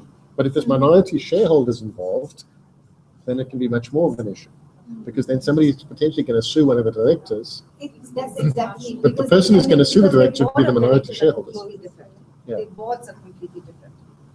So that was the only thing they were willing to do. So I said, well, just leave it at that. What did the board feel about that? Which board?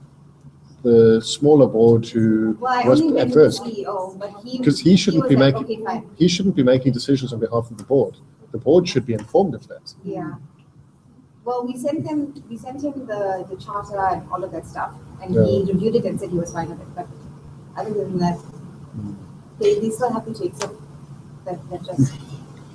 Yeah, you see, So if I was sitting on that board, I might not be so happy because the CEO is now taking on risk on my behalf, but I'm the one that's going to be sitting in jail, not him. Or we're both going to be in jail. but he's going to know about it and I'm not. Yeah, one person from each entity on the steering committee. But if that person was like a low-level lackey reporting into one of the, and what about audit committee and where's that coming from? And what about risk committee and what are they doing with IT risk? And so there's kind of more to it than that. They don't have an internal audit department. I think that's sitting on I think the smaller company does, but I know the bigger company definitely does. But that's sitting in Joburg, I think. Yeah. So it's a basically tough there's one in these nothing small else that I organizations. should have suggested. Because, well, they didn't want to do anything. Who engaged you? The bigger company. Well, they safe. I told them that, So. Because that's often key to this whole thing is your obligations are based on your engagement letter and who engaged you. So, if you're engaged by the directors of the smaller company, then you've got vastly different obligations to if you're engaged by the larger. I knew that the smaller company wasn't really in my scope, but I did it as a favor. I said, okay, let me meet to them and present to them and stuff like that. But they just happy to say, no, I'm not, it's a small issue. IT is a small issue. Yeah, they almost say that. And it's not. Yeah, the directors eventually will get your wake up.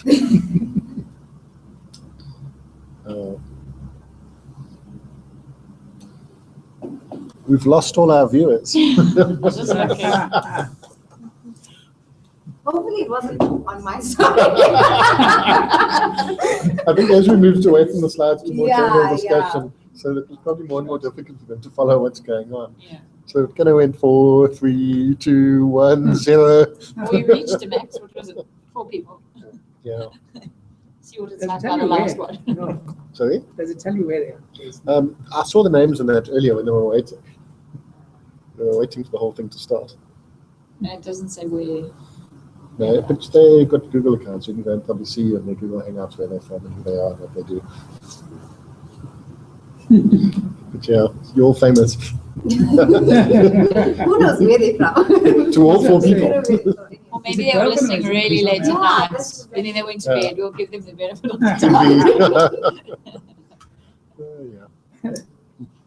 So it says like it comes down more to like maturity in our country, especially. Like, people don't really understand the role IT plays, and it hasn't been like this book is based on maybe like the US and that where organizations have been using IT system and they've evolved over time, and people are used to using like, those type of systems. They understand the risk. Like in our country, like IT is fairly new compared to the rest of the world, or in like an organization, so they don't really understand the risks involved and things like that. So I'm not sure it's to do maybe with in a the larger country. organization, I think it's size of organization and maturity of Maybe in a organization larger rather than organization. location in the world. But like Bogey's story was a perfect example. yeah. Like the CFO didn't know how exactly it is. Exactly. To sign a For contract a just like that. municipality not to have an IT manager, I mean, Yeah, they don't take it. They take it too lightly. That's Not not because they It's take it serious. like It's all about the maturity. It's like telling a 4-year-old, hey, you need to get a job. They don't understand. They don't understand. They're not 25 yet. Yeah. So yeah, maturity of organization is hugely important. Size of organization, what they do. You know? Somebody who's got a factory and they're making widgets, and that's what 359 out of their 360 employees do. They're not really going to care about IT. You know? As long as they can collect their cash and they can sell their stuff and pay their employees, that's all they really care about. That's Yeah. Yeah. Okay. Shall we whip through your questions? You want to just pop that up on screen? Okay, it's 6 questions or so. Should we next week maybe bring, like, if we take screenshots, put them on a flash disk or something? Yeah. And then we Better can that put them up. Otherwise, we're Yeah, going it's to better read that way. it. Yeah. So that's In the pretty beginning of much. the Yeah, session, I'll you just do put them this. all together. Okay. So drag it across to that screen. Okay, and then Many things these they make them so, maximize. I mean, No, just zoom it. Yeah, zoom in, yeah. Even one smart one. Okay, so let's look here. Let's see if we can zoom in even more. Make it 180. view full page. oh, there you go. You nearly see. Yeah. Okay. You can even pull that thing forward. Doesn't raise it. I think you can still. Okay. Yeah. Let's see. Other guys can see. As long as the ones that are using glasses are not.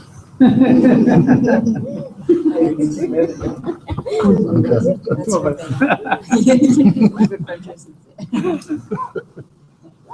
Okay. So somebody, Zubair, why don't you read that to us? Which of the following factors should an IS auditor primarily focus on when determining the appropriate level of protection for an information asset? You've been chapter 4.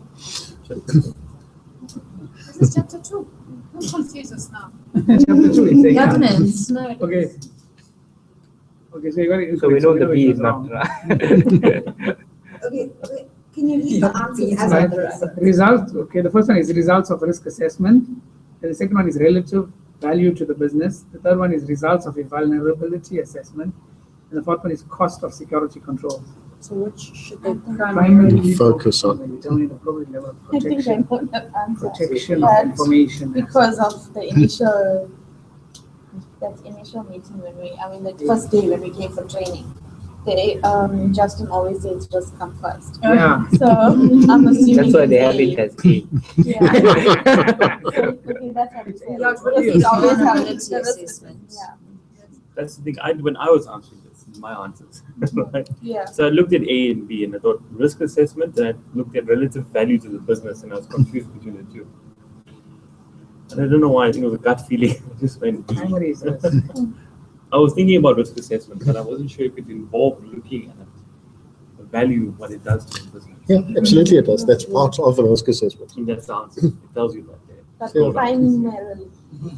Because value alone, I mean, you could have something like, Yeah. if, let's say we own a piece of land and there's nothing on the land, and that's worth like 10 million rand, okay? you're welcome to go and audit it. For first units. So one has to look at risk. Yeah. Okay, so there. Yeah. So, Yeah, no, I'm gonna get that right. but you must still read the question. You must still read the question and read the answers. Because they're going to turn it around. They're going to say, which of the following is not important? And you're going to go, risk. No, I need to learn to read the question. Yeah. I did read it. Right. Okay, so we're happy with that. Okay.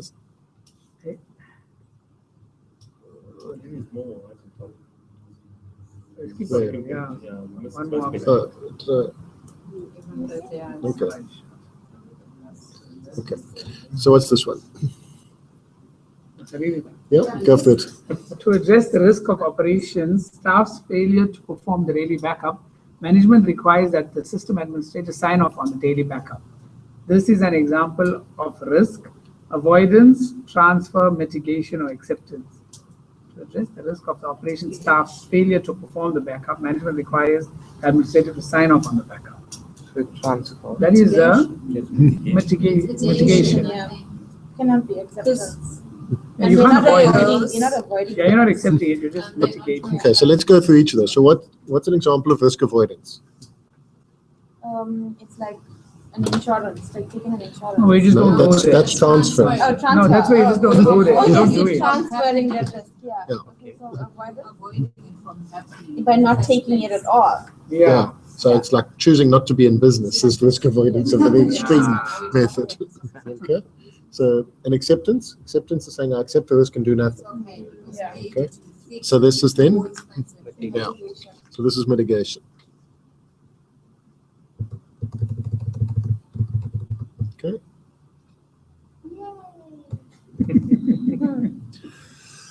Okay. Which of the following is the most important for an IS auditor to consider when reviewing an SLA with an external IT service provider?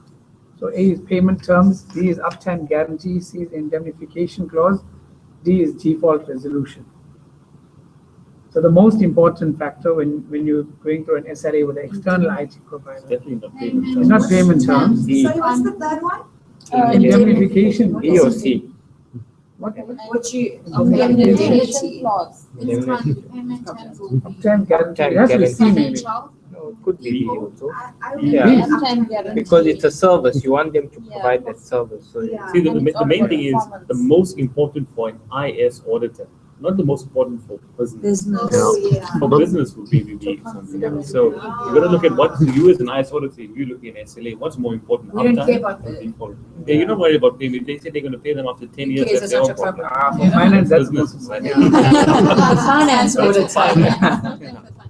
Right, so yeah, that's right. So, yeah. The answer is B. The default what? Default Oh, resolution. because it's a measurable performance. yeah. What is That's the default measurable resolution? term of performance. A default resolution will only apply in the case of a Indemnification is in the default master of the agreement, not SLA. the SLA. Therefore, it is more important to review the Payment is in the performance master conditions of the SLA. Okay, because performance is for every contract, default is only when contract is renewed. Yeah. Then also look at what they said about C. So indemnification clause is typically included in the master agreement, not the SLA. So it's important. The indemnification clause is normally in the master agreement rather than in the SLA. So it's important to understand the components of the documentation, because that gives you a good clue as to what's where.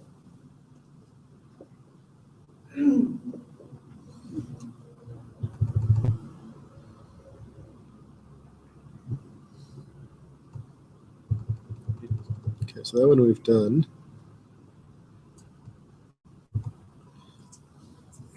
Okay, for KPIs to be an effective and useful metric, Sorry, say something, please. for KPIs to be an effective and useful metric, it is most important that KPIs are measured at consistent intervals, so we know that's wrong.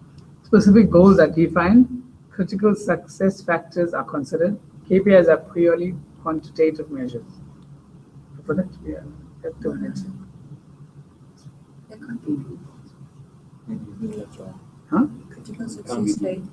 Yeah, I mean, So Not- just not- read the thing. Yes, Okay. Yeah, okay. Okay. For key performance indicators, which are KPIs, to be an effective and useful metric, it is important that A, KPIs are measured at a consistent interval. B, specific goals are defined. C, critical success factors are considered. Or D, KPIs are purely quantitative measures. B. Yeah, I also Yeah. think it's Say B. B. It's B. Yeah. You can't Because have when you're defining you exactly. can't Because you have need to A think of without what a B. key performance indicator is and where it's found. You can't have A without B. Yes. So B is more important than A. Okay. That your A is not important. Yes. Yeah, but you can't have A without B. So Without B- B, okay, so it's There we go. primary. Exactly. It's that's the thing most important. That's what they say. Okay. Everybody happy with that? No. You have to have five. No, you need to understand so you can be happy with. So you're not learning something for the sake of learning it.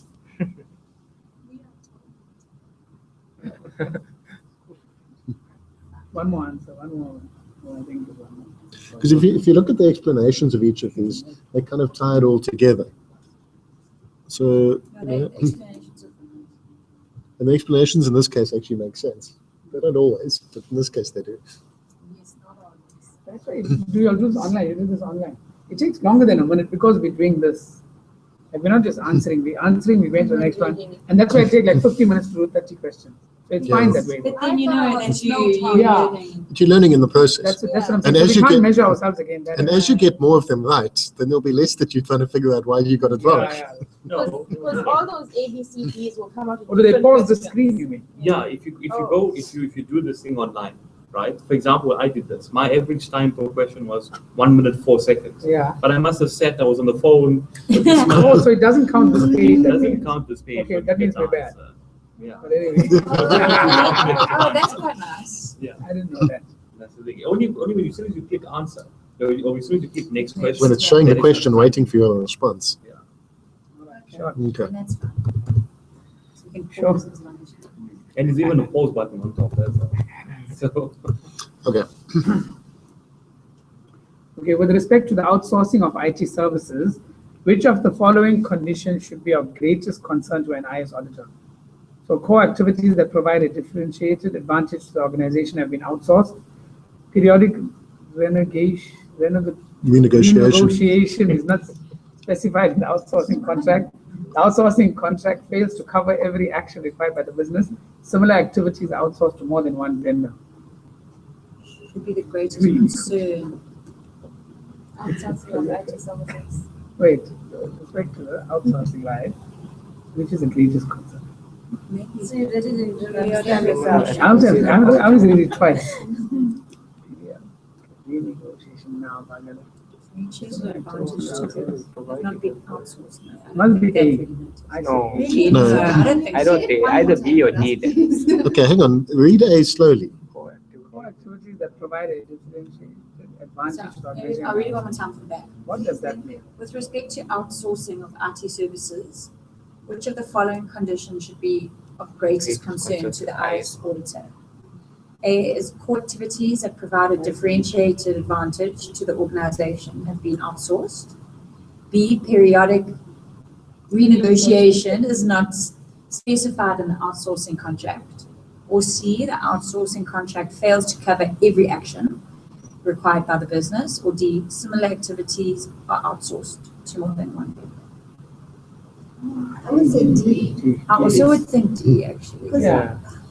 But is it really a problem? Similar activities. So let's say it's service desk, okay? And I choose to bring in 3 or 4 small BE companies to do the service desk stuff rather than bring it to one company. Is that really a big issue? Depends what service. Yeah, so it depends what, yeah. but it's the greatest concern. So again, Yeah, it may not be the it's not so much of a problem.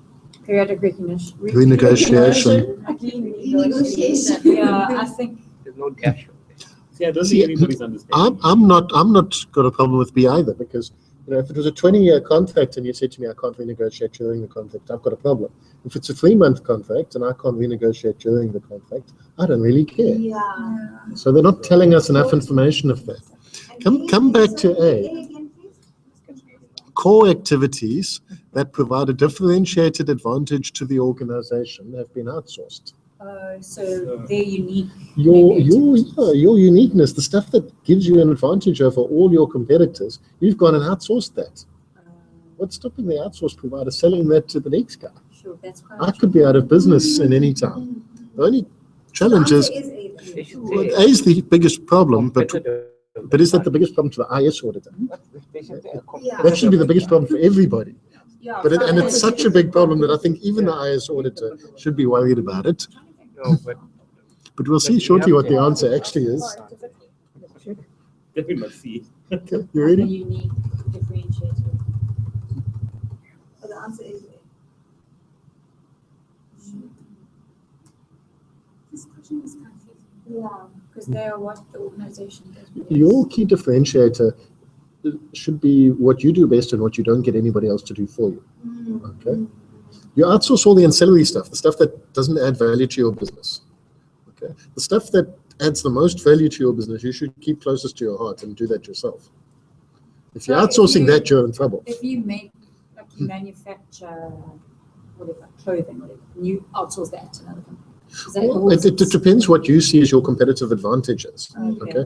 If you've come up with unique designs, okay, and that's your competitive advantage, and now you go and outsource the designing to somebody, you got more of a problem. Or for instance, like you manufacture a chili dough, which they say is the best quality, but you're outsourcing the manufacturing of the cake to somebody else. Yeah. You know, something like that. Even So that they can doesn't sell make your sense, but I mean, you get that. Yeah. No, it's just kind of what I was saying. Yeah. okay.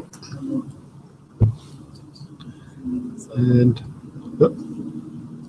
But the ultimate purpose of IT governance is to encourage optimal use of IT, reduce IT costs, decentralize IT resources across the organization, or centralize control of IT. So this is what the ultimate purpose of IT governance policy is. I think Yeah. everybody happy with A? And that is the right answer. Oh, no, I was going to say it's like Okay.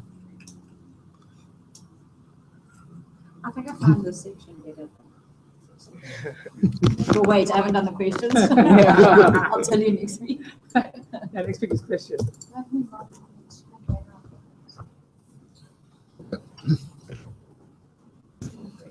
So, yeah. So finish the chapter and do lots of questions. I don't reading, I think I just do questions. Got to read the rest of the chapter. Are all the questions online? So, If you subscribe to the online one, yeah, I think pretty much all the questions from all the other sources are in that database. So you have to pay your subscription fee. There is another one. I found another one. oh, yeah. If you're a Like member, $2,000. if you're not, it's like $245 if you're not a But member. if you subscribe to the exam without becoming a member, then you didn't really do the maths properly. Yeah. Yeah, no, definitely. So, yeah.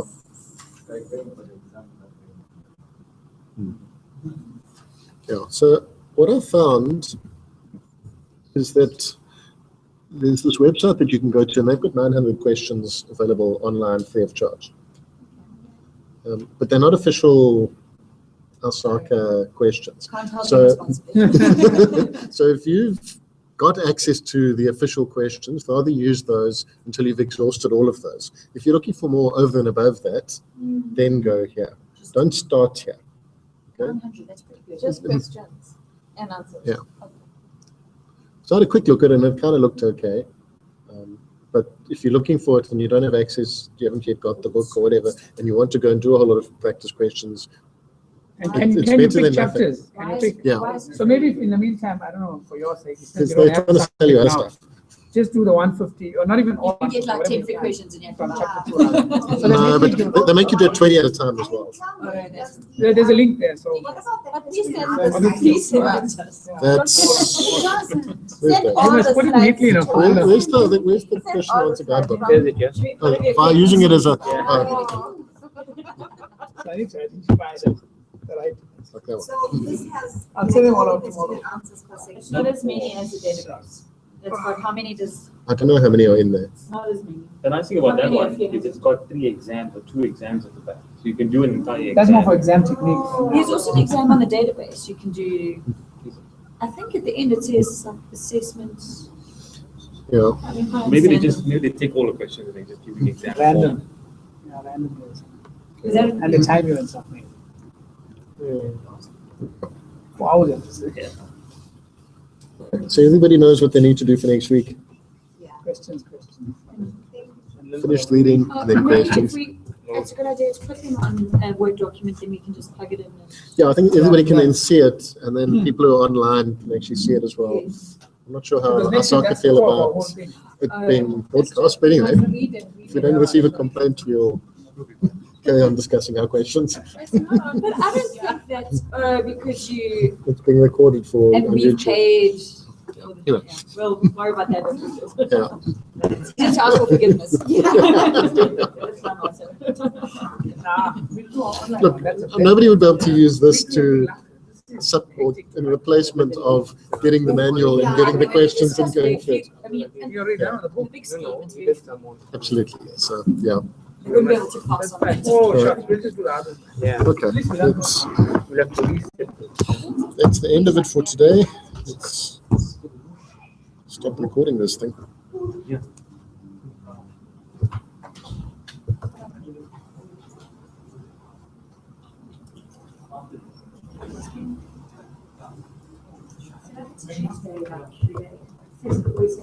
Sounds good.